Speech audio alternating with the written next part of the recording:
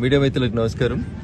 ఈరోజు గ్రామ పంచాయతీ రెండో విడత జరుగుతున్నటువంటి ఎన్నికల్లో నా స్వగ్రామమైనటువంటి బొప్పాపూర్ గ్రామ పంచాయతీలో ఓటుకు వినియోగించుకోవడం కోసం ఇక్కడికి రావడం జరిగింది.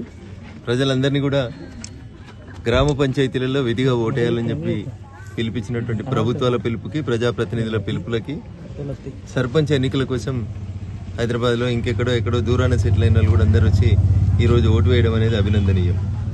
పల్లెటూర్లలో పండు ముదుసలు కూడా చోటేస్తున్నారు. దీన్ని గమనించి పట్టణంలో ఓటింగ్ జరిగినప్పుడు లేదా జూబ్లీహిల్స్లో ఓటింగ్ జరిగినప్పుడు ఓటేసేటువంటి రోజుని సెలవు దినంగా భావించేటువంటి మేధావులారా పల్లెటూర్లలో ఉన్నటువంటి చైతన్యాన్ని గమనించమని చెప్పి ఈ సందర్భంగా ఓటరు మహాశయులకు విజ్ఞప్తి చేస్తాను.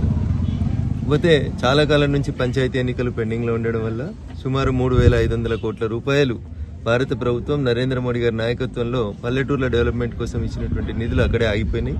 తప్పనిసరి పరిస్థితులలో ఈరోజు కాంగ్రెస్ ప్రభుత్వం పంచాయతీలకు వచ్చే పైసల కోసం ఎన్నికలు నిర్వహిస్తూ ఉంది.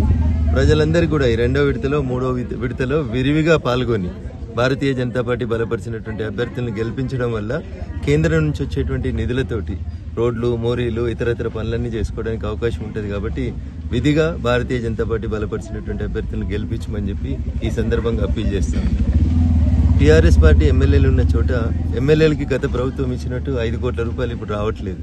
కాబట్టి ఎమ్మెల్యేల దగ్గర 1 రూపాయి కూడా ఉండలేదు. గ్రామ పంచాయతీలు అభివృద్ధి చెందాలంటే ఎన్ఆర్ఈఎస్ నిధులు లేదా ప్రభుత్వ నిధులు, 15th ఫైనాన్స్ కమిషన్ నిధులు తప్ప గ్రామ పంచాయతీలకు నిధులు లేవు. కాబట్టి ఓటేసే కంటే ముందు పెద్దలందరూ కూడా ఆలోచించుకొని ఓటేయాల్సిందిగా సవినయంగా విజ్ఞప్తి చేస్తూ మా గ్రామ పంచాయతీ పరిధిలో ఈరోజు ఓటు హక్కు వినియోగించుకోవడం అనేది నా అదృష్టంగా భావిస్తూ ఉన్నాను. Thank you.